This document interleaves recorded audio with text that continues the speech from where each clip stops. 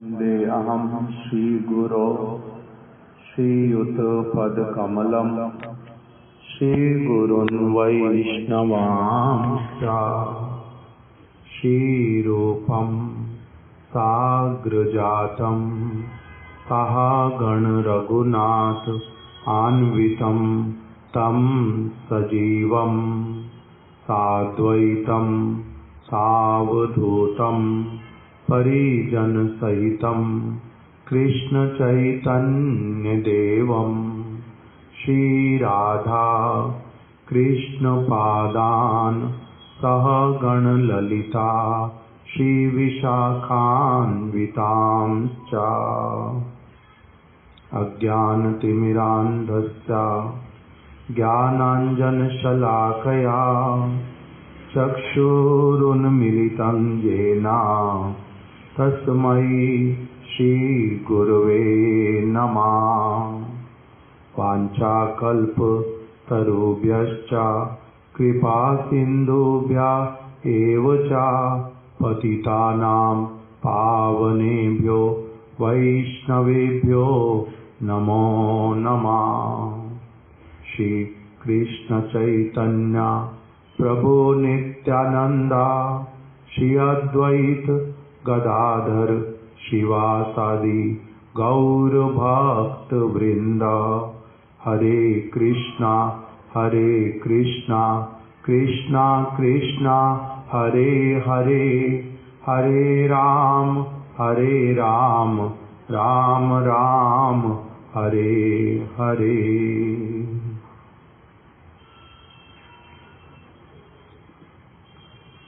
आज भक्त लोग श्री नवद्वीप धाम में श्रील गुरुदेव के आनुगत्य में उनके दिखलाए हुए मार्ग पर चलते हुए आज श्री नवद्वीप धाम परिक्रमा का श्री केशव जी गौड़िया मठ से प्रथम दिवस। आज हमारे भक्त लोग मठ से जाएंगे अंतरद्वीप मायापुर धाम में। अंतरद्वीप मायापुर सर्वप्रथम वहाँ पर आज जाएंगे। कल अधिवास तिथि के रूप में संकल्प करते हुए श्री देवानंद गौड़िया मठ और श्री गंगा देवी वहाँ पर दर्शन करना, संकल्प इत्यादि करना, प्रार्थना करना, वो कल करके आज श्री अंतरद्वीप की जो परिक्रमा वो प्रारंभ करेंगे। नवद्वीप धाम की परिक्रमा जैसे गिरिराज गोवर्धन की परिक्रमा अथवा वृंदावन की परिक्रमा, धाम चिन्मय है। कहीं से भी प्रारंभ करते, कहीं पर भी आकर के, कहीं पर मतलब जहाँ से प्रारंभ करते वहीं पर आकर के ही फिर उसको संपूर्ण करते हैं, उसी से परिक्रमा हो जाता है। जैसे हम लोग वृंदावन में श्री रूप सनातन गौड़िया मठ में रहते हैं तो वहीं से ही अपना बाहर आकर के जमुना जी का जो जुगल घाट वहीं से अपनी परिक्रमा प्रारंभ कर देते। संपूर्ण कहाँ हो जाती है, फिर उसी स्थान पर आकर के परिक्रमा संपूर्ण हो जाती है। कुछ भक्त लोग जो हैं वो रहते हैं किसी अन्य स्थान पर वृंदावन परिक्रमा में, तो जो उनका साथ में पड़ता स्थान वहीं पर पहले आ जाते, वहीं से परिक्रमा प्रारंभ करके वहीं पर संपूर्ण करते हैं। उसी प्रकार से गोवर्धन की परिक्रमा कोई साधारण लोग, सभी लोग प्रारंभ करते कहाँ पर? दान घाटी से। संपूर्ण कहाँ होती फिर? दान घाटी पे। किंतु कुछ भक्त लोग रहते हैं गोविंद कुंड पे, कुछ भक्त लोग रहते हैं राधा कुंड पे। तो वो लोग जहाँ पर रहते वहीं से ही परिक्रमा मार्ग में आकर के क्या कर लेते हैं? पूरी परिक्रमा कर लेते हैं। इसी प्रकार से श्री नवद्वीप धाम की जो परिक्रमा वो कैसी वाली है? ऐसे अंतरद्वीप से प्रारंभ करो, जैसे दान घाटी से समझने के लिए ये कहाँ से कहाँ तक आते हैं। गोवर्धन की परिक्रमा समझने के लिए कि दान घाटी से प्रारंभ करेंगे, आगे आएगा अन्योर ग्राम, पुंचरी का लोटा, फिर हम आ जाएंगे बाजार में, फिर से आ जाएंगे हम लोग क्या मानसी गंगा इत्यादि का परिक्रमा करते हुए उद्धव कुंड पहुंच जाएंगे, वहां से राधा कुंड से फिर से मानसी गंगा होते हुए दान घाटी पे आ गए। ये परिक्रमा हो गया पूरा। इसी प्रकार से क्योंकि अब हम लोगों ने ये वाला परिक्रमा बहुत बार किया हुआ है गोवर्धन का, वृंदावन का, तो इसलिए सहज रूप में समझ लेते ये किस प्रकार से हम लोगों को परिक्रमा पूर्ण करना है। उसी प्रकार से नवद्वीप धाम की परिक्रमा भी ऐसे ही गोल चक्र में जाकर के होती है। प्रारंभ कहाँ से करते हैं? मान लीजिए अंतर्द्वीप से प्रारंभ किया, श्री चैतन्य महाप्रभु के जन्म स्थान से, वहां से परिक्रमा प्रारंभ करेंगे। अभी आप मान लीजिए योगपीठ मंदिर के अंदर हैं, आप वहां रहते हैं, वहां से आप बाहर आए, द्वार पर जब पहुंच गए किस तरफ जाएंगे? अपने लेफ्ट में जाएंगे ना राइट में जाएंगे? राइट में। सभी लोग यही कहते हैं राइट में जाएंगे। कहां से जाएंगे? योगपीठ मंदिर के अंदर रहता हूं मैं, मेरा कमरा वहीं पर ही है। वहां से मैं अपने घर से बाहर निकला, बाहर द्वार पर सड़क पर पहुंच गया, वहां से अब मेरे को परिक्रमा करनी है। कहां से जाऊंगा? लेफ्ट ना राइट? राइट जाऊंगा। जैसे गोवर्धन गिरिधारी गौड़िया मठ में मैं अपने मठ से बाहर निकला, परिक्रमा कहाँ से प्रारंभ करूंगा? लेफ्ट हैंड जाऊंगा ना राइट हैंड? राइट हैंड की तरफ जाऊंगा, दान घाटी पहुंच जाऊंगा। उसी तरह से परिक्रमा सदैव कहाँ से प्रारंभ करते हैं? अपने हाथ को सीधे वाली तरफ लेकर के। जो जिसकी परिक्रमा करते उनको कहाँ रखना पड़ता? अपने राइट साइड में। जैसे यहीं पर तुलसी की परिक्रमा करते हैं, पादुका परिक्रमा करते हैं, तो किस तरफ रखते हैं उनको? सदैव अपने राइट हैंड साइड में। तब फिर परिक्रमा करके जाते हैं। उसी प्रकार से योग पीठ में बाहर में आ गया, वहां से क्या करूंगा? राइट हैंड में चलना प्रारंभ करूंगा। वहां से पहले क्या आएगा? योग पीठ के बाद में सबसे पहले क्या आएगा? श्रीवास आंगन। फिर क्या आएगा? अद्वैत भवन गदाधर आंगन। फिर आगे चलूंगा, आएगा चैतन्य मठ, शिला प्रभुपाद जी की समाधि, बाबा जी महाराज जी की समाधि, और वहीं पर ही जो चैतन्य मठ के मूल मंदिर वो आएगा। फिर और आगे चलता जाऊंगा तो क्या आएगा? चांद काजी समाधि मंदिर मेरे लेफ्ट में रह जाएगा, मैं राइट साइड में चला जाऊंगा। पहले क्या आ जाएगा? फिर सीमांत द्वीप, वहां पर जगन्नाथ मंदिर इत्यादि है, वो सीमांत द्वीप आएगा।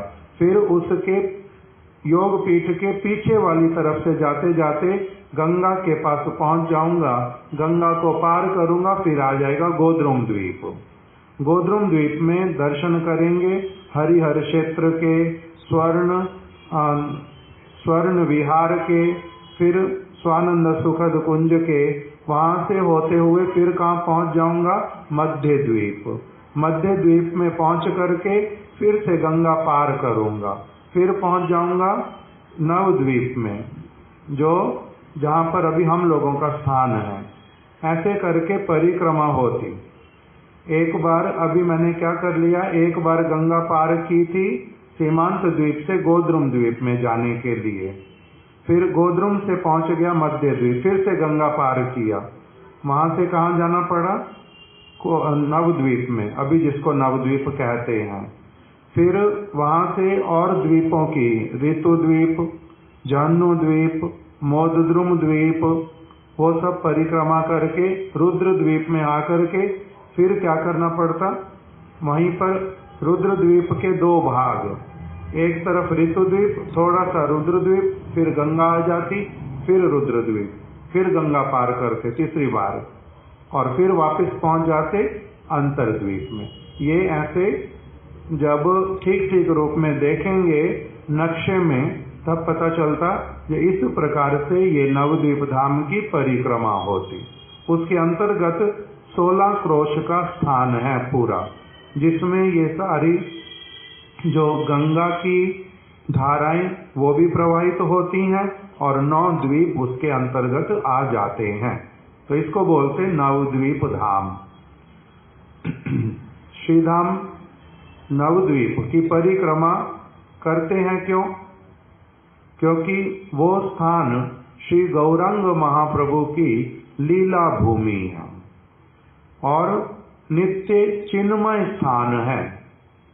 कभी भी प्रलय आने पर भी उस स्थान का कभी कुछ होता नहीं है और वहां पर भगवान अपने परिकरों के साथ में गौरांग महाप्रभु, नित्यानंद प्रभु, अद्वैताचार्य प्रभु, गदाधर पंडित, श्रीवास पंडित, ये अपने सारे परिकरों के साथ में नित्य काल के लिए वहां पर विराजमान, वहीं पर नित्य लीला करते हैं।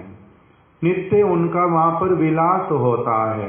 उनकी कृपा जो है सदैव वहां पर वितरित होती है, इसलिए उस स्थान पर सभी लोग जाते हैं। अद्यापियो सेई लीला करे गौर राय, कोनो कोनो भाग्यवान देखी बारे पाए। आज भी, आज का अद्यापि क्यों बोलना पड़ता? क्योंकि हमें क्या लगता है, हम इस जगत के लोग कल, आज और कल ये सब हम जानते हैं। भूतकाल, वर्तमान काल और भविष्यत काल। इसलिए हम लोगों को कहना पड़ता अद्यापियो, आज भी, अभी भी। किंतु जो धाम है वो है वहां पर केवल एक ही काल, उसको बोलते नित्य वर्तमान काल। वहां पर भूत और भविष्य तो होता ही नहीं है। वहां पर सब समय के लिए लीला चलती है। तो इसलिए कहते हैं अद्यापियो से लीला करे गौर राय। अभी भी सारी लीलाएं नित्य प्रति चलती रहती हैं। कोनो कोनो भाग्यवान देखी बारे पाए। कोई कोई परम सौभाग्यवान व्यक्ति जो है वो देख पाता है। परम सौभाग्यवान किसको कहते हैं? जो देख पाता है वो कौन है? चैतन्य चरितामृत में बतला दिया, ब्रह्मांड भ्रमिते कोनो भाग्यवान जीव, गुरु कृष्ण प्रसादे पाए भक्ति लता बीज। ब्रह्मांड में भ्रमण करते करते बद्ध जीव उच्च योनियों में, नीच योनियों में, कभी मनुष्य, कभी गधा, कभी घोड़ा, कभी कुत्ता, कभी सुअर, कभी बैल, कभी मच्छर, कभी कृमि, कभी कीट, इस प्रकार से कभी देवता, कभी मनुष्य, भ्रमण करते करते ब्रह्मांड भ्रमित है।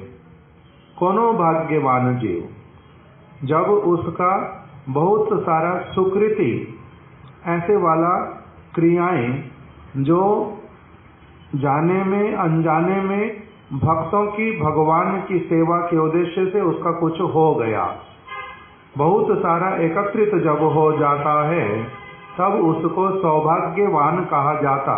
कि अब इसको क्या होगा, उस सुकृति के फल स्वरूप ऐसे वाले साधु गुरु का संग, कृपा, उनका कथा, उनका दर्शन, उनका सेवा मिलेगा, जिससे इसका क्या हो जाएगा, अभी भगवान की ओर, अपने नित्य स्वरूप की ओर चलना प्रारंभ हो जाएगा। इसको बोलते एक प्रकार का भाग्यवान, जिसको क्या हो गया, मनुष्य शरीर मिला, साधु गुरु का संग मिला। वास्तविक जो भगवान, भगवत भक्ति, भक्ति का क्रिया, इसमें जिसका दृढ़ विश्वास स्थापित हो गया और फिर गुरु पाद पद्म का निष्कपट रूप से उनके विचार अनुरूप सेवा करते करते, भजन करते हुए संसार की वस्तुओं से क्रमशः अलग हट करके जब एक व्यक्ति पूरी तरह से शुद्ध निर्मल हृदय वाला हो करके निर्वैरी, सभी का मंगल चाहने वाला, शत्रु से भी शत्रुता नहीं करने वाला, भजन में निमग्न रहने वाला, ऐसा वाला व्यक्ति जब भगवान की कृपा को प्राप्त करता है, आकर्षित करता है, उसी समय उसके इस प्रकार के जीवन चरित्र के कारण, उसके इस प्रकार के एक भक्तिमय भगवान की सेवा के लिए ललायत जब हो उठता, उत्कंठा बड़ी प्रबल होती, विलाप करता है सब समय जो मेरे को कब वास्तविक रूप में भगवान और उनके जो परिकर गण शुद्ध भक्त कब मेरे ऊपर कृपा करेंगे, कब मेरे ऊपर कृपा करेंगे। ऐसे वाली स्थिति जब उसकी पहुंच जाती, उस समय भगवान उस पर कृपा करके उसको अपना परिकरों सहित, धाम के चिन्मय स्वरूप सहित जब दर्शन कराते, तब उसको कहा जाता वास्तविक भाग्यवान। भाग्यवान से पूर्ण भाग्यवान, उस भाग्यवान का यथार्थ सम्मान, यथार्थ मर्यादा रक्षा करते करते जब इस स्थिति तक पहुंच जाता है, तब उसको क्या कहते हैं? अद्यापियो से लीला करे गौर राय, कोनो कोनो भाग्यवान देखी बारे पाए। ऐसा वाला परम सौभाग्यशाली व्यक्ति गुरु कृपा से उनके निर्देश अनुरूप भजन का क्रम पालन करते करते जब निर्मल चित्त वाला हो जाता और भगवान अपने आप से उसके प्रति प्रसन्न होकर के अपने परिकरों सहित उसको अपना दर्शन देते, अपना कृपा करते, तब यहाँ पर क्या हो जाता? उसको वही वस्तु दर्शन करने का सौभाग्य हो जाता है। ऐसे वाला जो व्यक्ति है वो देख पाता है। हम लोग क्या देख पाते हैं? उसके लिए भक्ति विनोद ठाकुर जी ने बता दिया कि हम लोगों को प्रपंच के जैसा ही सारा कुछ वहाँ पर दिखलाई देता है। कैसा प्रपंच? जैसे फरीदाबाद है वैसे ही वृंदावन है, वैसे ही आगरा है, वैसे ही इलाहाबाद है, वैसे ही मायापुर है। सारे के सारे स्थान, कहीं पर थोड़ा गंदगी है, कहीं थोड़ी सफाई है, कहीं बिल्डिंग कुछ अच्छी बनी हुई है, कहीं कुछ खराब है, कहीं पर नदी है, कहीं पर जंगल है। इतना ही हम लोग देख पाते हैं। क्यों? क्योंकि हम लोग कौन है? बद्ध जीव। किंतु मुक्त पुरुष क्या कहते हैं कि प्रपंच अलग है, भगवान का धाम अलग है। जिनको वो दर्शन होता है, जो वहाँ के वासी हैं, वो फिर ठीक प्रकार से बतला पाते हैं।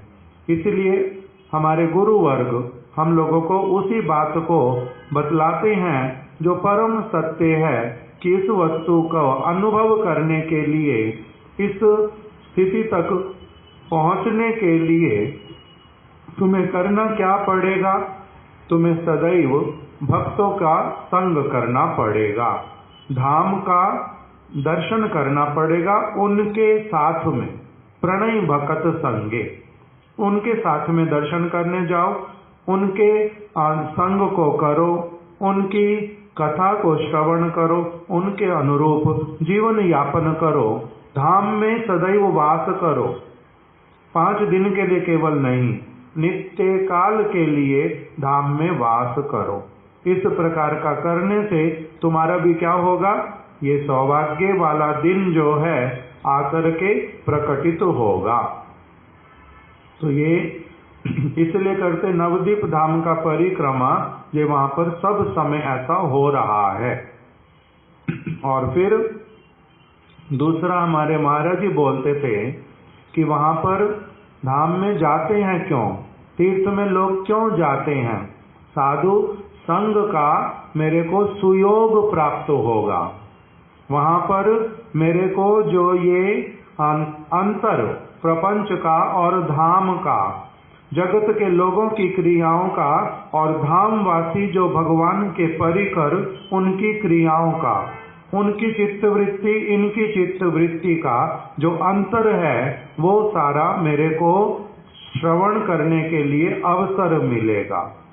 इसीलिए धाम में जाना, ये वहां पर साधु संग मिलेगा, कीर्तन सुनूंगा, कीर्तन दोहराऊंगा, बहुत सारी संसार की वस्तुओं से अलग हट जाऊंगा और निश्चिंत रूप में अपने आप को उस तरफ लगाऊंगा। इसलिए करते हैं धाम परिक्रमा। ये मेरे को वहां पर शुद्ध भक्तों का संग मिलेगा, उनका कृपा मिलेगा, सेवा का सुयोग मिलेगा, उनका मैं प्रसंग कथा सुन पाऊंगा, उनकी सेवा कर पाऊंगा। इसी उद्देश्य से धाम में जाना। जब वो करते हैं तभी धाम परिक्रमा।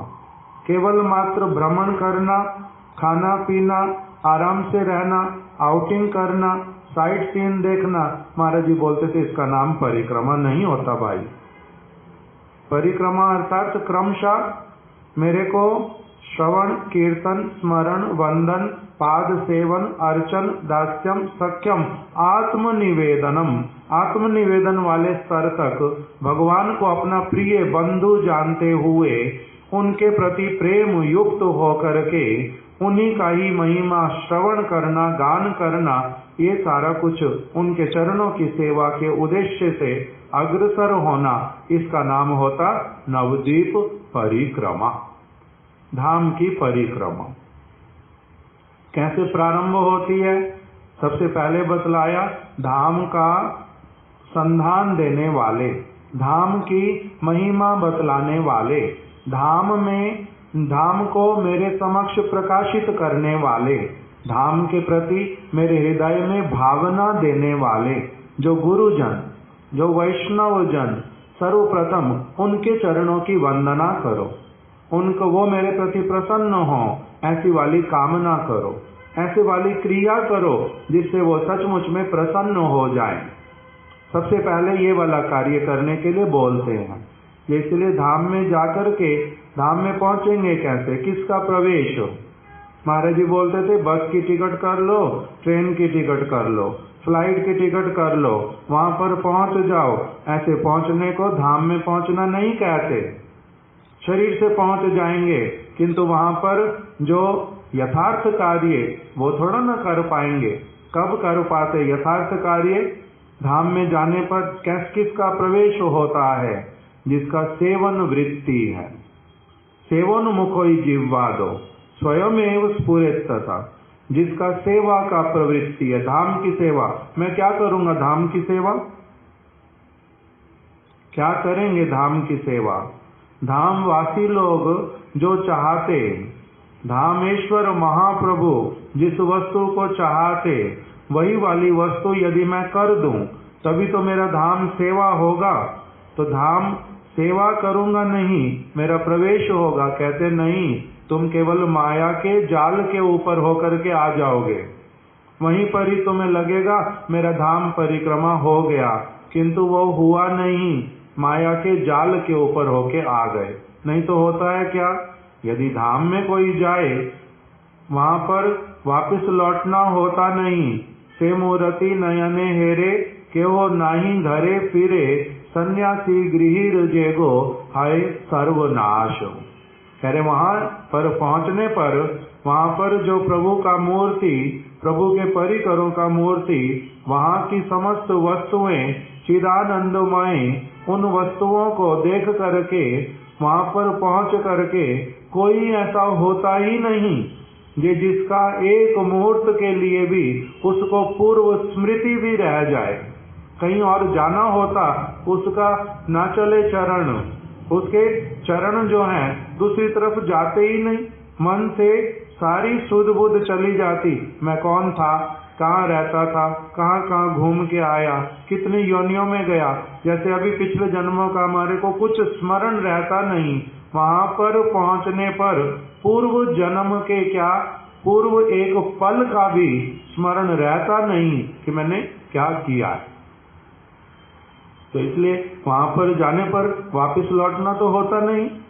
यद गत्वा ना निवर्तन्ते तद धामम परमम ममा। मेरा ऐसा स्थान है जहां पर जाकर के वापस किसी को लौटना होता ही नहीं है। तो इसलिए हमारे महाराज जी बोलते थे ये धाम में जाना होता जिसका, उसकी तो ये स्थिति होती है। हम लोग जाते, हम वापस भी लौट आते, और हम यहाँ के कार्य भी सारे करते, वहाँ पर रहने पर भी हमारे को यहाँ का बहुत कुछ याद आता, हम फोन भी करते, लोगों से मिलते भी, तो हमारा क्या धाम परिक्रमा हुआ? हमारा होता नहीं। इस धाम की परिक्रमा जो करता है व्यक्ति, धाम में जो पहुंच जाता है व्यक्ति, वो बड़ी अलग प्रकार के स्तर, स्थिति, मन, मानसिक स्थिति वाला व्यक्ति होता है। हम लोग सारे कैसे हैं? ये ऐसे वाले व्यक्ति का कहीं कथा मिल जाए, इनका कहीं संग मिल जाए, वो हमारी तरफ देख लें, 2-4 मिनट कुछ हम लोगों को ऐसा उपदेश कर दें जो मैं गांठ बांध लूं सारे जीवन के लिए और उस तरफ अग्रसर होता जाऊं। इसी कामना से क्या करते हैं? धाम में जाते हैं, इस कामना से। तब यदि यही वाला भी हो जाए, तब हमारा क्या होता है? परम सौभाग्य उदित होने का बहुत शीघ्र समय आने वाला है, ये गारंटीड होता है। इस प्रकार से पहले किसको? जो धाम का मेरे को संधान देते, उनके चरणों में प्रणति करके अग्रसर होते हैं। इसलिए हमारे परम गुरुदेव बोलते थे कि सबसे पहले क्या करो?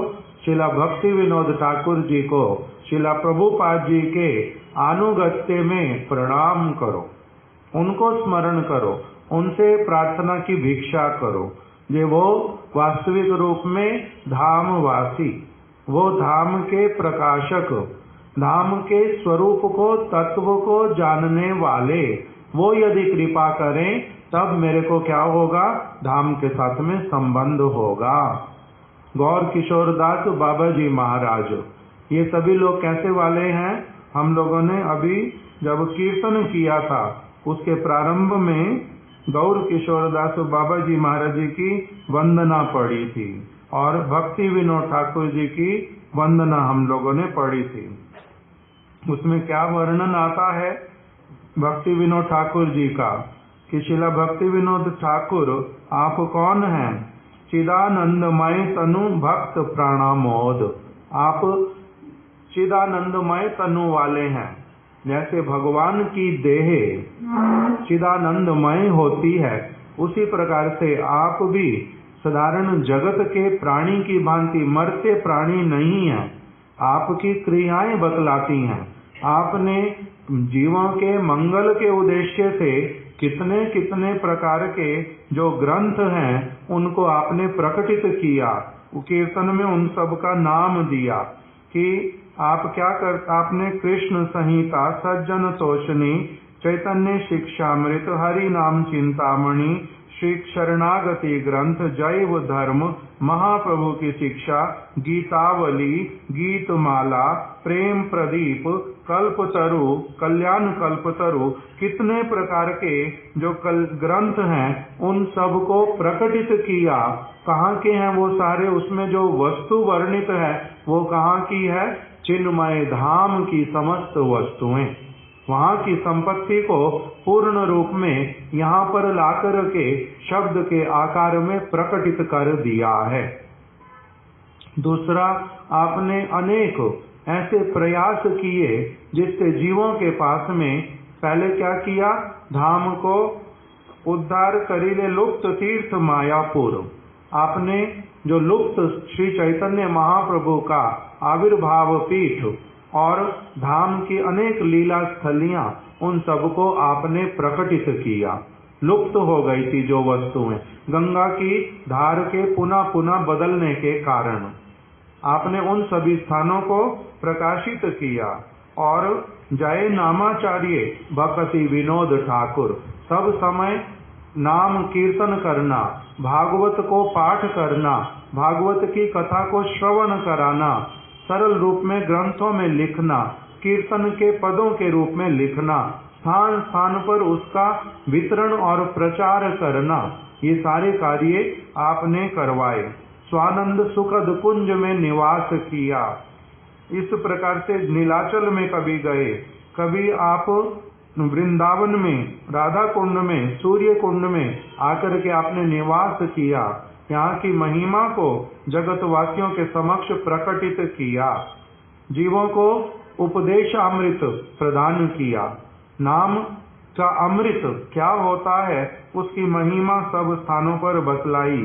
और आप श्री चैतन्य महाप्रभु के चरण कमल में सब समय के लिए निवास करने वाले ऐसे मधुकर, जो कि बहुत श्रेष्ठ मधु को पान करके उसका जगत में सर्वत्र प्रचार करने वाले, सारे विश्व में आपके जो महिमा, आपके जो उपदेश, आपका जो सरल लेखनी, आपकी जो भाव भाषा, उस राधा माधव जी के भजन की जो आपकी प्रणाली पद्धति जो आपने प्रदान किया, वो इतनी उन्नत कि परम सौभाग्यवान व्यक्ति जो हैं वो उन सब को देख करके, पालन करके आपके चरणों में अपने आप को पुनः पुनः न्यौछावर करते हैं। आपकी महिमा को प्रकटित किसने किया? श्रील प्रभुपाद भक्ति सिद्धांत सरस्वती ठाकुर ने।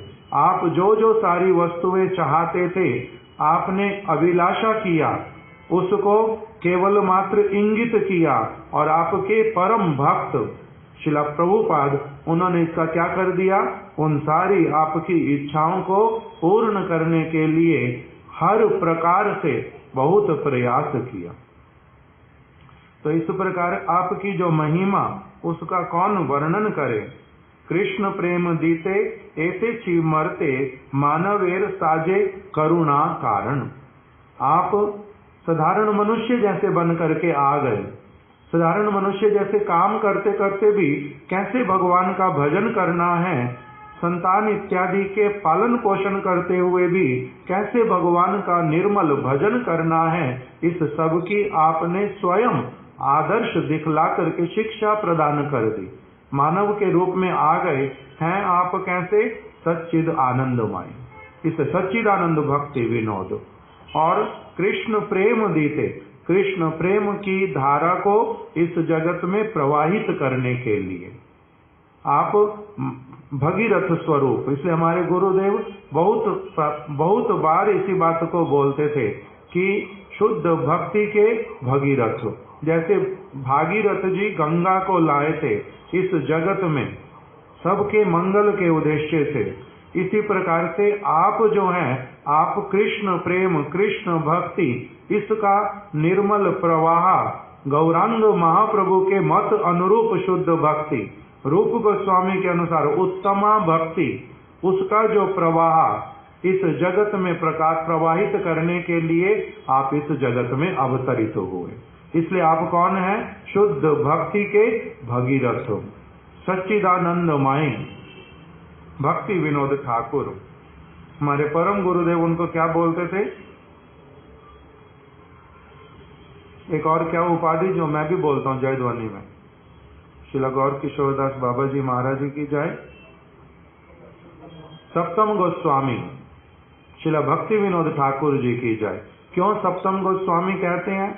षड गोस्वामी वृंदावन में महाप्रभु के परिकर, संपूर्ण रूप में महाप्रभु के दिशा निर्देश अनुरूप समस्त क्रियाएं करने वाले, अपने जीवन में एक मुहूर्त भी उन्होंने गौरांग महाप्रभु की इच्छा के अतिरिक्त और कुछ नहीं किया। इसलिए उनको सबको एक साथ में बोलते षड गोस्वामी, जिन्होंने पूर्ण रूप में A to Z अपने जीवन का एक एक क्षण, अपनी संपूर्ण एनर्जी महाप्रभु की प्रसन्नता के लिए समर्पित कर दी। उसी प्रकार से आपके जीवन चरित्र में भी उनके बहुत समय के बाद में आने पर भी, अंतर समय का होने पर भी आपका जीवन संपूर्ण रूप में उन्हीं की भांति महाप्रभु के चरण कमलों में परम रूप में समर्पित। इसलिए इनको क्या कहते हैं? सप्तम गोस्वामी। वो षड गोस्वामी, 6 गोस्वामी, ये सप्तम गोस्वामी। तो बोले आप इस जगत में आपने क्या किया? कृष्ण प्रेम जो है उसी को आपने मनुष्यों में वितरण किया। जिस समय अधिकांश लोग व्यभिचार में रत, धर्म का जो है बहुत अधिक हानि हो रहा था, साधु के वेश में भी लोग बहुत घृणित कार्य कर रहे थे, उसी समय आपका हृदय जो है ये रोता था। कहाँ शुद्ध भक्त लोग, कैसा उनका चरित्र, किस प्रकार के उनके उद्देश्य, और कहाँ साधारण इस मनुष्य जन्म में कैसे साधु का वेश लेकर के भगवान के नाम पर कुछ भी नहीं करने वाले कलंक, उन सब लोगों को देख करके आपका हृदय रोता था। इसीलिए आपने क्या किया, अपनी लेखनी को सबसे पहले उठाया। आपने जो वास्तविक भित्ति शुद्ध भक्ति की, जो महाप्रभु ने रूप सनातन ने जो प्रकटित की थी, उसी को आपने क्या किया कि कैसे इस जगत में उसका प्रचार प्रसार हो, किस वस्तु का, उसके लिए सबसे पहले आधार प्रस्तुत करना प्रारंभ किया। आप गौड़ीय गगन में उदित होकर के आपने क्या किया, उदिले आचार्य मंगल उषाते, कि इस गौड़ीय जो विचारधारा का जो नया सूर्य जो है उषा काल, वो उदित आपने करा दिया। आप श्रेष्ठ आचार्य, आपने क्या किया, गौर मनोभीष्ट को ही स्थापित किया, इसलिए आप सप्तम गोस्वामी कहलाते हैं। अज्ञान अंधकार को दूर किया। प्रेम रूप, प्रेम ही वास्तविक प्रयोजन है। कृष्ण प्रेम, भगवद प्रेम, निर्मल प्रेम, यही प्रयोजन है। इसी का आपने पुनः पुनः घोषणा किया। प्रेम 2.5 अक्षर प्रेम का ना, दूसरा वाला क्या है, उनका जो वचन है प्रेम के विषय में, ये साधारण हिंदी वाला 2.5 अक्षर प्रेम का, और एक दूसरा है बांग्ला भाषा में। भक्ति विनोद ठाकुर जी का एक प्रबंध, उसमें बोलते हैं प्रेम जो है ये शब्द सुनने मात्र से ही कितने अधिक आनंद की प्राप्ति होती है, किंतु वो जो प्रेम है निर्मल प्रेम और इस जगत का जो अशुद्ध प्रेम, उसमें अंतर करके निर्मल प्रेम जो है उस ओर अपना चलने के लिए प्रस्तुतिकरण करो।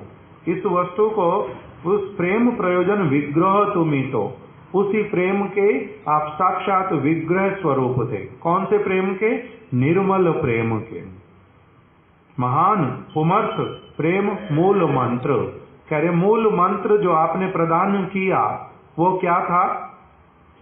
चिन्मय प्रेम, यही मूल मंत्र है। चिन्मय प्रेम चाहिए, चिन्मय प्रेम लक्ष्य है, चिन्मय प्रेम के लिए मैंने सारा कुछ करना, वही मेरा प्रयोजन है। आपने इसी वस्तु को सबसे मूल मंत्र के रूप में प्रदान किया।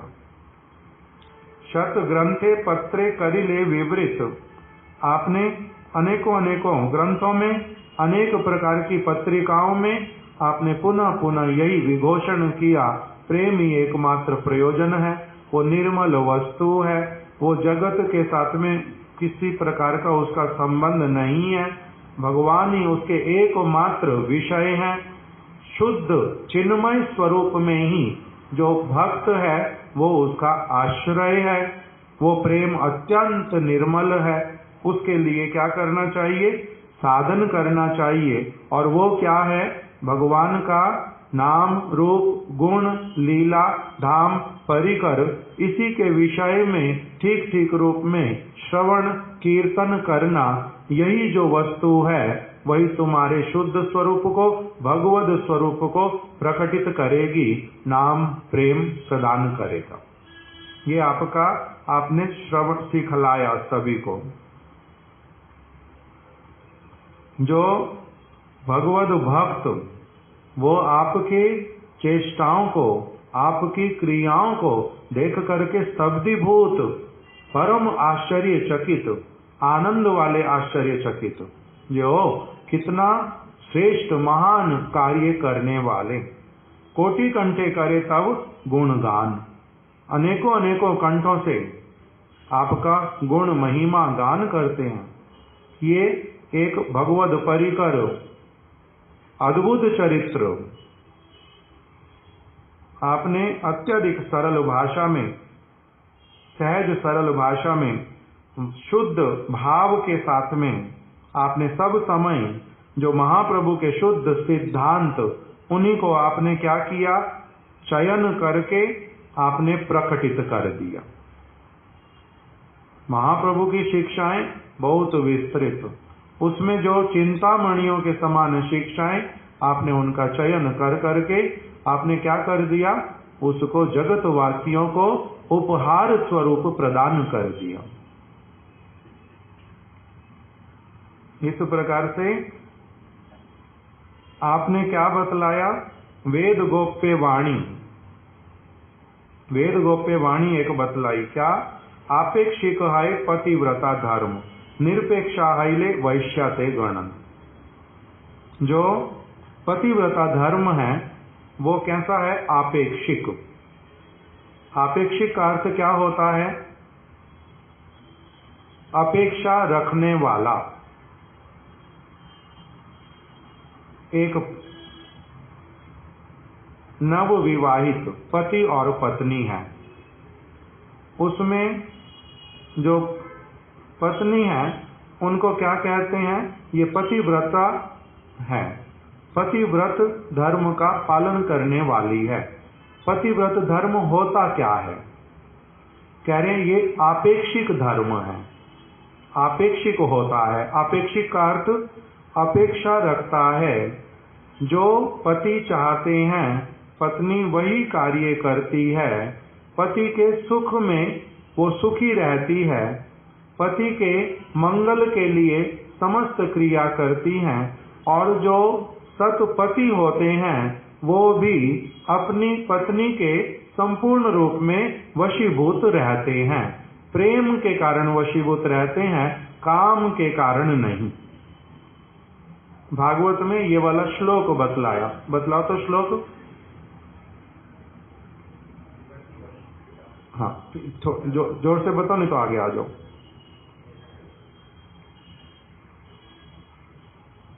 सतपत्नी सतपतिम सत स्त्रिया यथा, उससे पहले वाली पंक्ति बताओ ना, ये तो मैंने बोल ही दिया।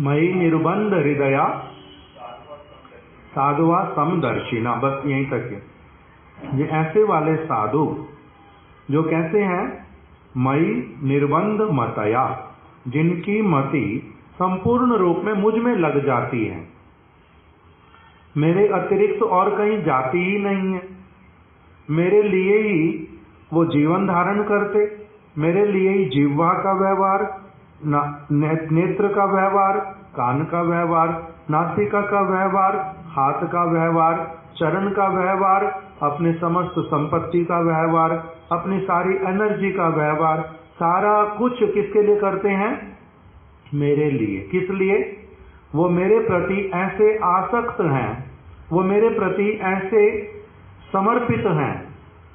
मई निर्बंध मतया, जिनकी मति पूर्ण रूप में मेरे में बंध गई है और कहीं इधर से उधर जाती ही नहीं है। मई निर्बंध मतया साधवा समदर्शिना, वो कैसे वाले हैं, वो सबके लिए एक समान है, समदर्शी। वो कैसे देखते हैं, जैसे मैं देखता हूं सारी वस्तुओं को, वो सारी वस्तुओं को मेरे संबंध से देखते हैं। साधुआ समदर्शिना, ये साधु क्या करते हैं फिर मेरे को, कह रहे हैं अपनी इस प्रकार की सेवा प्रवृत्ति के द्वारा, मयि निर्बंध हृदया साधवा समदर्शना वशे कुर्वन्ति माम भक्त्या सत स्त्रिया सतपतिम यथा। कह रहे हैं वो मेरे को ऐसे फिर वश में कर लेते हैं। पहले उन्होंने किया क्या है, वो मेरे प्रति संपूर्ण रूप में निर्बंध हृदय वाले हैं, निर्बंध मति वाले हैं। उनका हृदय पूर्ण रूप में किसके लिए है, मेरे लिए, पूरा का पूरा, उसमें कहीं पर भी कोई और शेयर होल्डर नहीं है। 100/100% वो मेरे लिए समर्पित हैं। तो ऐसे वाले जो साधु पुरुष, उनके लिए मैं कैसे वाला होता हूं फिर? वशे कुर्वन्ति माम भक्त्या, वो अपनी इस सेवा प्रवृत्ति भक्ति के द्वारा मेरे को ऐसे वश में कर लेते हैं जैसे एक सत स्त्रिया सतपतिम यथा, जैसे सत स्त्री सतपति को वशीभूत कर लेती है। हमारे महाराज यहाँ पर बोलते थे, जे सुखदेव गोस्वामी के वचनों को देखो तो कैसे वाला वचन, इतना सूक्ष्म रूप से ठीक बैठता है कि वहां पर कहीं भूल होती नहीं। सत स्त्रिया सतपतिम, दोनों शब्द कैसे वाले हैं? सत स्त्री और सतपति। स्त्री केवल मात्र पति व्रता होएगी और जो पति है वो पत्नी व्रता नहीं होएगा, ये बात नहीं है। दोनों ही होंगे एक साथ में, सत स्त्रिया सतपति में यथा, दोनों। इसीलिए यदि कोई कहता है ये सत स्त्री है, ये कौन है? सत स्त्री है, सती स्त्री है, ये प्रशंसनीय, ये बड़ी अच्छी है। किंतु जगत में लोग क्या देखते, क्या बोलते हैं? अरे ये तो अपनी पत्नी का गुलाम है, बोलते हैं ना, पत्नी का गुलाम है, तो इसको खराब माना जाता। इस जगत के अनुसार इसको खराब मानते हैं। अच्छा किसको मानते हैं? स्त्री कैसी होनी चाहिए? सती होनी चाहिए, सती स्त्री। किंतु पति सती नहीं होना चाहिए, वो भी सत होना चाहिए, सत और सती। सत का अर्थ क्या होता है? ठीक, धर्म युक्त, धर्म संगत। तो शास्त्र महाराज जी बोलते थे, क्या कहते हैं? सत स्त्री होती है किसके लिए? सतपति के लिए। पति है व्यभिचारी, उसके लिए सत स्त्री रहेगी। वो सत होना चाहिए, अर्थात भगवान में उसका मन होना चाहिए।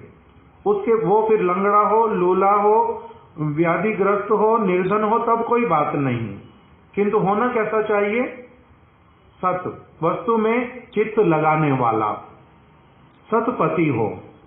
तो उसके साथ में फिर जो पत्नी रहेगी वो कैसी वाली होएगी?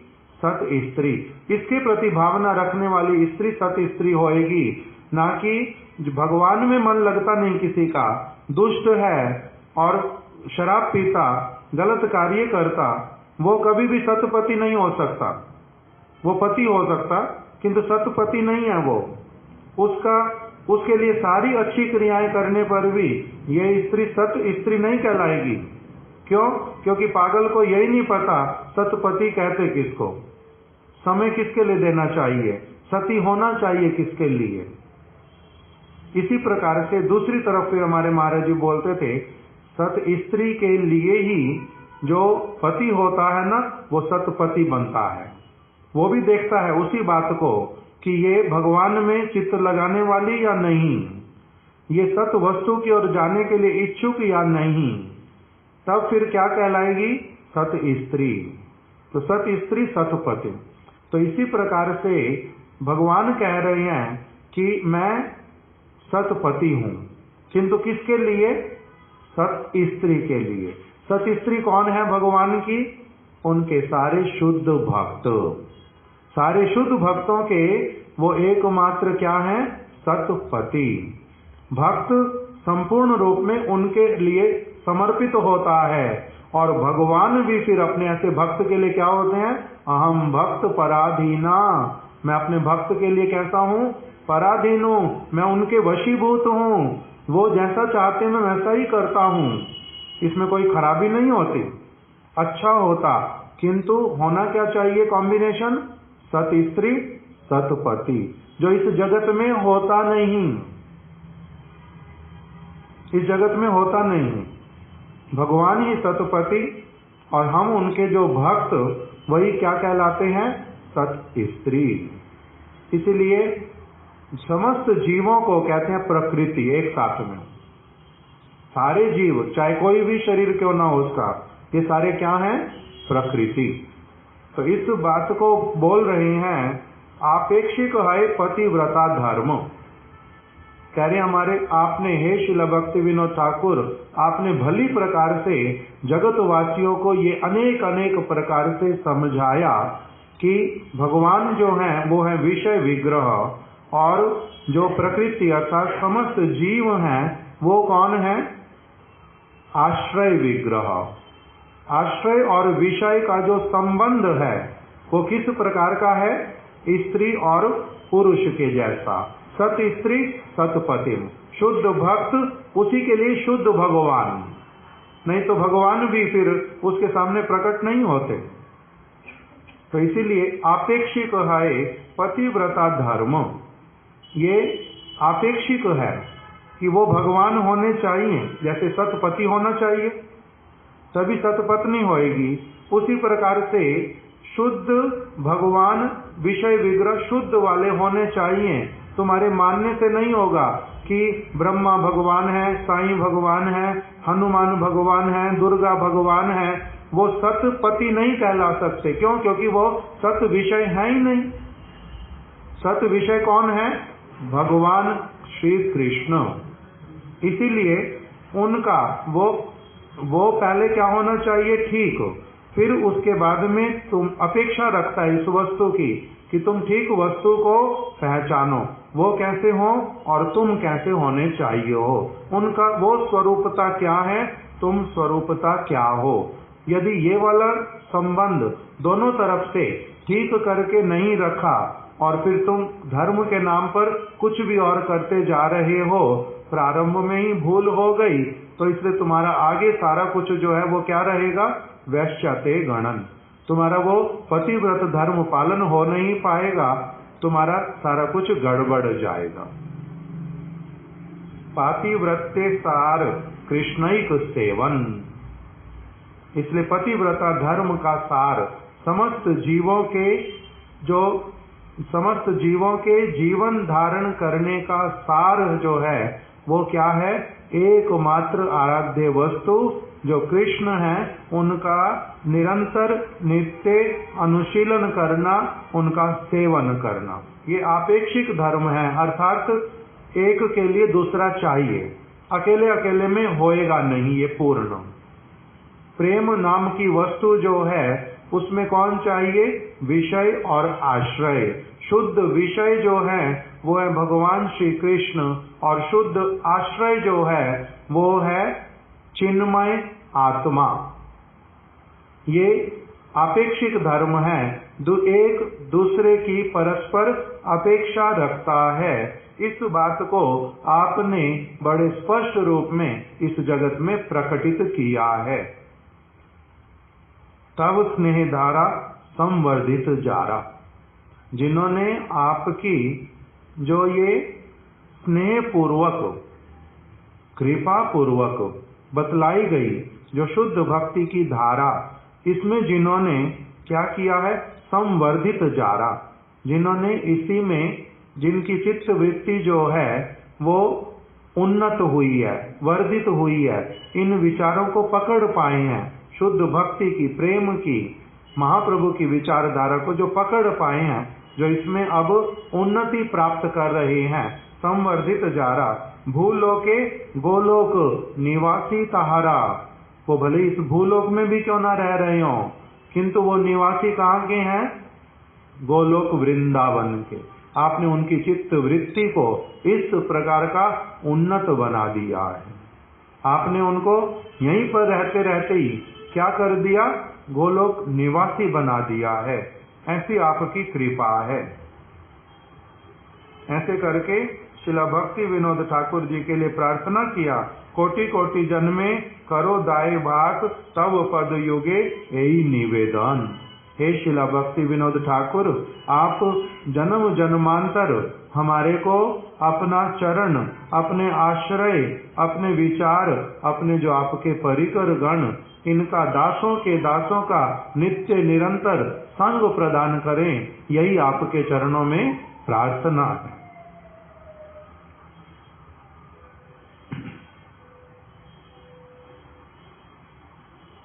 पाद पूजा आत्म पुष्पांजलि संकीर्तन द्वारे।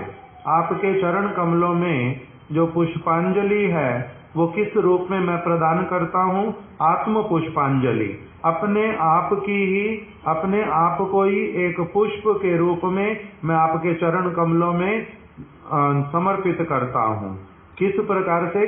संकीर्तन द्वारे। आपने ही जो वचन सारे कहे उन्हीं वचनों को ही दोहरा करके मैं अपने आप को आपके चरणों में समर्पित करता हूँ। पाद पूजा करी याचे कृपा कर्ण, आपकी कृपा के एक कर्ण की आकांक्षा करते हैं। इस प्रकार से ये श्रील भक्ति विनोद ठाकुर जी के विषय में लिखा। दूसरी तरफ से फिर लिखा श्रील गौर किशोरदास बाबा जी महाराज जी का, हमारे परम गुरुदेव। वो नवदीप धाम से जाते थे प्रभुपाद जी की समाधि पे, फिर कहते थे अभी चलो हम लोग चलेंगे गौर किशोरदास बाबा जी महाराज से मिलेंगे, उनसे भेंट करने के लिए चलेंगे। फिर कहते हैं भेंट करने के लिए चलेंगे, हमारा वहां पर मिलन होगा उनसे।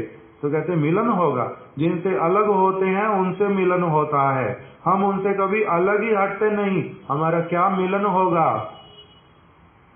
बाहरी रूप से हम उनसे बहुत बार दूर जाते हैं, आज उसी प्रकार से केवल उनके सामने उपस्थित होएंगे, नहीं तो निकट में उनके हम सब समय हैं।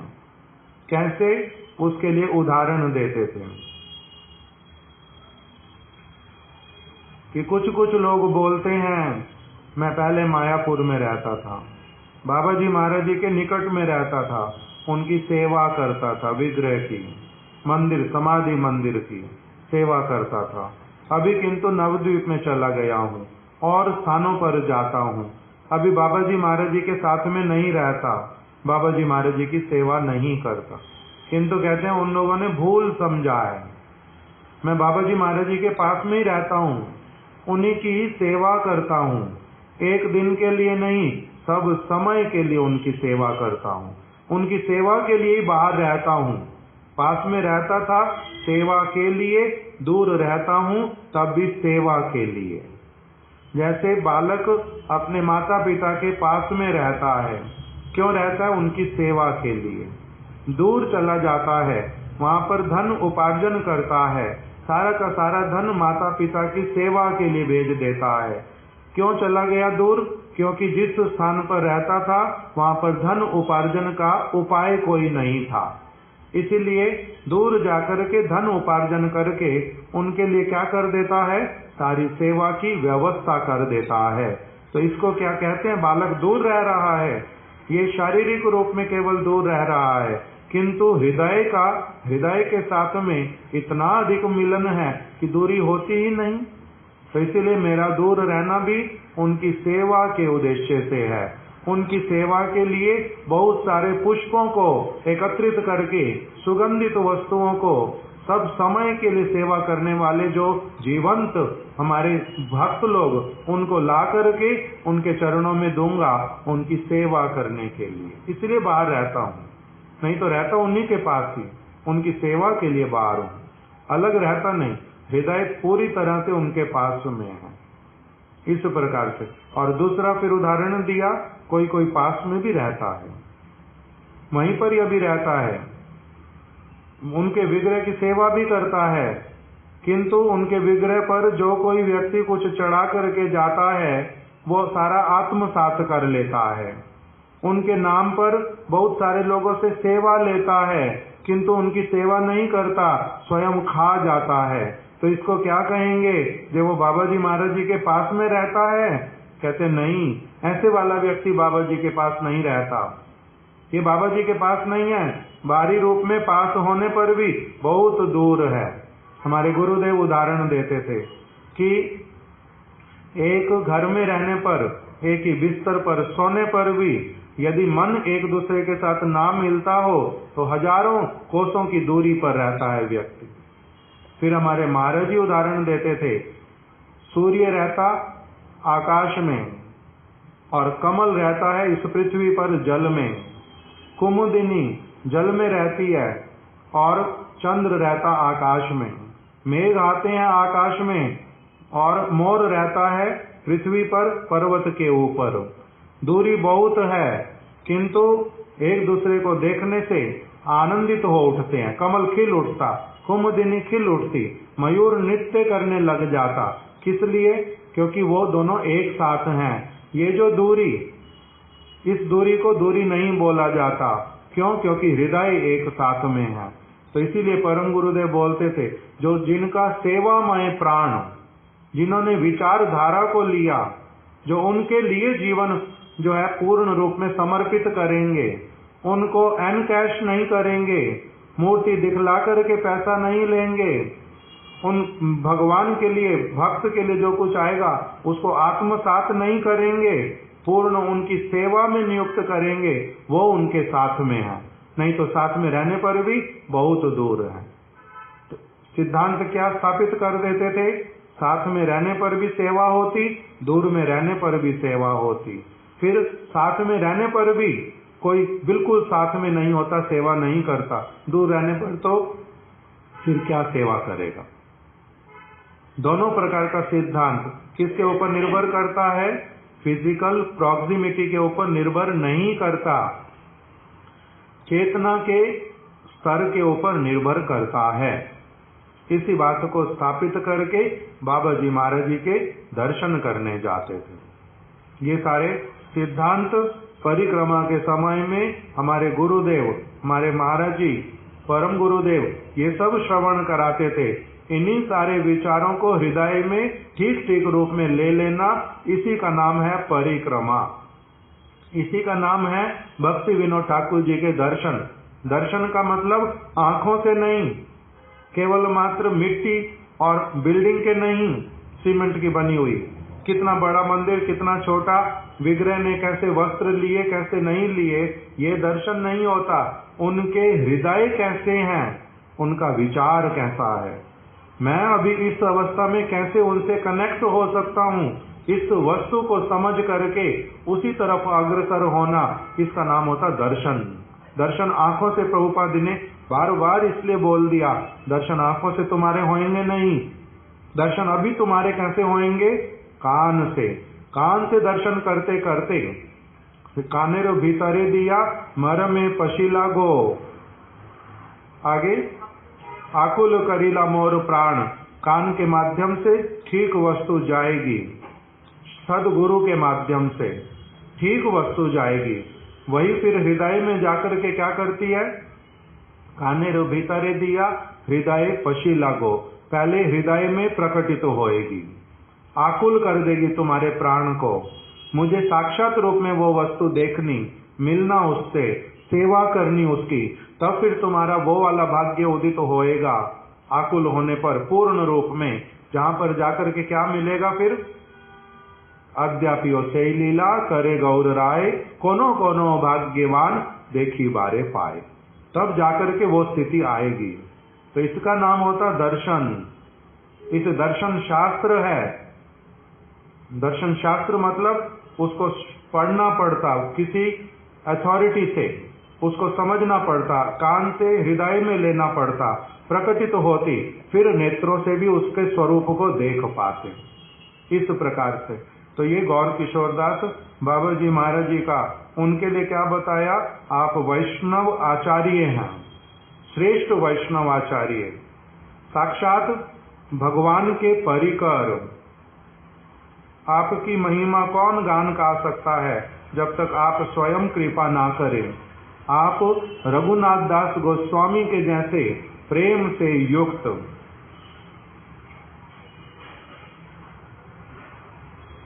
आप जिस प्रकार से भगवान हरि की प्रसन्नता के लिए सब समय नाम कीर्तन करते हैं, धाम वास करते हैं, शुद्ध भक्तों का संग करते हैं, भक्ति विनोद ठाकुर जैसे महत पुरुष को अपना सर्वश्रेष्ठ बंधु मानते हैं, उनसे सब समय भागवत सुनते हैं, ऐसे वाले जो आप हैं, आपकी सारी चेष्टाएं कैसी वाली? भगवान को प्रसन्न करने वाली। जगत में जो वैराग्य दिखलाते हैं, आपका वैराग्य कैसा? भगवान के साथ संबंध होने के कारण सारी वस्तुएं पास में होने पर भी आपका उसमें मन ही जाता नहीं है। ऐसे वाला जो आपका वैराग्य, यही आपने जगतवासियों को दिखलाया। अप्राकृत रस सिंधु ताहे जे विरह सीधु। अप्राकृत रस का सिंधु जो है, महाप्रभु ने जिस रस के सिंधु को रूप गोस्वामी जी को दिखलाया, जिसकी बूंदें रूप गोस्वामी जी को पान कराई, उस अप्राकृत रस सिंधु में एक अमृत जो है, उस एक एक बूंद के भीतर में जो अमृत भरा पड़ा है, ताहे जे विरह सीधु, उस एक बूंद के अंदर जो अप्राकृत विरह वाली अवस्था कैसी होती है श्रीमती राधा रानी की, जिसके लिए बता दिया आगे इसी कीर्तन में बतलाया कि जो वस्तु श्रीमती राधा रानी की देखी जाती, सब समय कृष्ण में ऐसा अनुराग जिसके कारण सारी वस्तुएं उन्हीं के लिए हैं, ऐसा उनका जो चित्त वृत्ति वो आपके जीवन में प्रकटित हुआ था। वो अमृतमय सिंधु ना, रस सिंधु का, रस सिंधु के भीतर में जो अमृत है, जो राधा जी के हृदय की वस्तु, आपने उसी वस्तु को ही आस्वादन किया था। जार आकर राधा पद द्वंद्व, जिसका मूल जो आकर मूल जो है श्रीमती राधा रानी के चरण कमल है, वो किस प्रकार से सब समय विरहित रहती हैं। विरहित का अर्थ संपूर्ण रूप में श्री कृष्ण के साथ में विशेष रूप से युक्त। बाहर में कभी दिखलाई देता एक साथ में, कभी दिखलाई देता एक साथ में नहीं है, किंतु सब समय के लिए जो वो एकत्रित हैं, इस प्रकार का जो भावना, जो उनका स्थिति जो है, उसी स्थिति को आपने अपने चरित्र के द्वारा प्रकटित किया है। तार दास्ते आशे हा गौर आस्ते दीवानिशी कांदी हैले अंध। आपका एकमात्र जो आकांक्षा आपने व्यक्त किया पुनः पुनः, वो क्या था? तार दास्ते आशे, मैं श्रीमती राधा रानी की दासी बनना चाहता हूँ, मैं श्रीमती राधा रानी की दासी बनना चाहता हूँ। हा गौरांग, जो आपने कहा था, सिखलाया था, मैं उसी वस्तु को चाहता हूँ, उसी वस्तु को चाहता हूँ। आपने सदैव इसी घोषणा को, इसी बात को ही अपने मुख से कहा था। प्रभुपाद जी सारा लिख रहे हैं। जगन्नाथ दास बाबा जी महाराज जी के उपदेश अनुसार आप ब्रज मंडल से गौड़ मंडल में आए थे। क्या प्रकटित करने के लिए कि ब्रज में रहना, नवद्वीप धाम में रहना एक ही बात है। ब्रज और नवद्वीप अभिन्न है, इनमें कोई अंतर नहीं है। इस वस्तु को स्थापित करने के लिए आपने ब्रज बाहरी रूप में ब्रज से नवद्वीप धाम में आकर के वास प्रारंभ किया था। किसके उपदेश से? जगन्नाथ दास बाबा जी महाराज जी के उपदेश से। और इस नववन में, नवद्वीप में आकर के आपने सब समय भक्ति विनोद ठाकुर जी का अनुगत्य किया, उनका संग किया, उनकी गौर केली कथा रंगे, सब समय उनके मुख से गौरांग महाप्रभु की शुद्ध लीला कथा को श्रवण किया। इस प्रकार से विप्रलंब शुद्ध भाव जो है, उसी को आपने अवलंबन किया। और कृष्ण तत्व ज्ञान धने देखाइले विश्व जने जड़ विद्या नहीं कार्यकारी। आपने इस जगत में निरक्षर होने की लीला का अभिनय करके पूर्ण अपने चरित्र के द्वारा ये विघोषणा किया कि शुद्ध भक्ति जो है वो केवल मात्र इस जगत के जड़ विद्या के ऊपर निर्भर नहीं करती। आपने अप्राकृत विद्या जगन्नाथ दास बाबा जी महाराज जी से श्री उनके गुरु जी का नाम भागवत ना, दूसरा नाम क्या था? कालना में जो रहते थे भगवान दास बाबा जी महाराज, उनके संग से मधुसूदन दास बाबा जी महाराज जी के संग से, आपने भक्ति विनोद ठाकुर जी के संग से आपने क्या किया? जिस अप्राकृत विद्या को प्राप्त किया उसके द्वारा आपका शुद्ध प्रेम और भगवान के चरणों में अनुराग, जगत के प्रति विरक्ति, शुद्ध चरित्र ये गठित होता हुआ आपने दिखलाया कि अप्राकृत चरित्र जड़ विद्या के ऊपर निर्भर नहीं करता। शुद्ध वैष्णव अनुगत्य अकपट हैया चित्ते तबे ता लभी बारे पारी। आपने पुनः पुनः इस बात को बोला, ये देखो केवल जगत की विद्या अर्जन करने से ही होता नहीं, केवल मात्र ग्रंथ अपने आप से तुमने पढ़ लिए बहुत सारे, उससे भी होता नहीं। किसको कहा था ये सारा कुछ? प्रभुपाद जी को। केवल विद्या अर्जन करने से, अक्षर पढ़ लेने से, अपने आप से शास्त्र पढ़ लेने से ये होता नहीं है। वो वस्तु तुम्हारे को प्राप्त नहीं हो सकती। जड़ विद्या के द्वारा शुद्ध वैष्णव का अनुगत्य करने पर मिलती है, और साथ साथ में अनुगत्य होगा अकपट चित्त होकर के। तुम अपना कपट कुछ रखना नहीं, सरल बालक जैसे बन जाओ, श्रेष्ठ वैष्णव का अनुगत्य करो, तब तुम्हारे को वो वस्तु जो है अवश्य ही प्राप्त होगी। ये आपने पुनः पुनः बतलाया, तबे ता लभी बारे पारी। भगवान तभी प्राप्त हो सकते, भगवत वस्तु तभी प्राप्त हो सकती। और एक आपने मुख्य बात बार बार कही मेरे को, क्या? साधुत्वेर अभिमान तजो साधु अविराम। मैं साधु बन गया हूँ, मैं सबका सेव्य हूँ, मेरे में साधुता आ गई है। साधुता आना बहुत बड़ी बात है, बहुत ऊंची बात है। 2-4 श्लोक सीख करके, केवल मात्र 1-2 कीर्तन याद करके, और कुछ दिन केवल हाथ में माला सटका करके ये नहीं सोचना कि मैं साधु बन गया। कुछ लोग तुम्हारे को सुनने लगते, कुछ तुम्हारे शिष्य बनेंगे, कुछ विषय तुम्हारे पास ला करके दे देंगे, इसी में नहीं समझना जो मैं अब साधु बन गया। साधुत्वेर अभिमान, साधुत्व का अभिमान साधु में कभी होता नहीं। अब जो तुम्हारे में आता, यदि किसी में थोड़ा सा भी, उसको त्यागोगे नहीं जब तक, तब तुम साधु नहीं बन सकते। साधुत्वेर अभिमान त्यजो साधु अविराम। नित्य काल के लिए इस अभिमान से छुटकारा पाओ। साधुत्वेर अभिमान त्यजो साधु अविराम। अमूल्य तुम्हार उपदेश। आपका ये बहुमूल्यवान, अमूल्य, बहुमूल्य भी नहीं बोला, अमूल्य, जिसका कोई मूल्य नहीं लगाया जा सकता, ऐसे वाला आपने ये अमूल्य उपदेश दिया है। यदि मैं इसको पालन करने के लिए चेष्टान्वित हो जाऊं, तभी केवल मात्र इसकी महिमा समझ सकता। जगत की किसी भी प्रकार के मूल्य के द्वारा इसको नहीं समझा और खरीदा जा सकता।